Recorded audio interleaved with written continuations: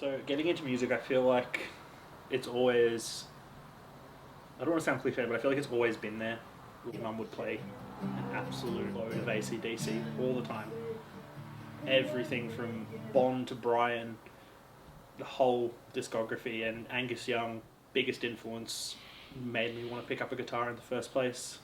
And then, with my music especially, it takes on a lot of inspirations from Green Day, Blink-182, all that kind of 2000 pop punk vibe. Performing live, playing up on stage with four of my best friends in the world, um, playing songs that I've poured my heart into about past experiences, the crowd and the people there, and especially for a small band like us, having had people in the crowd sing our lyrics back to us, that that was a huge thing for me through school and as a kid.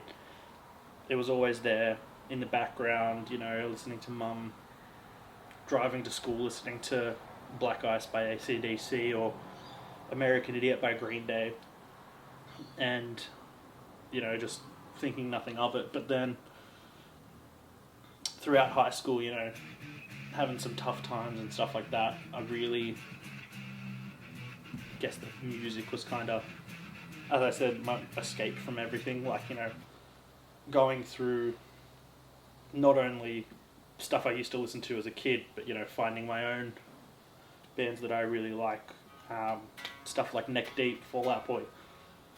That stuff, really helped me get through a lot of those tough times. I started playing music when I want to say I was around 10. Growing up in a small kind of town, I tried a lot of different things, and then nothing really stuck until my Christmas present arrived early, and it was my first ever guitar. It was this black guitar with lightning bolts all over it, and I remember picking it up straight away.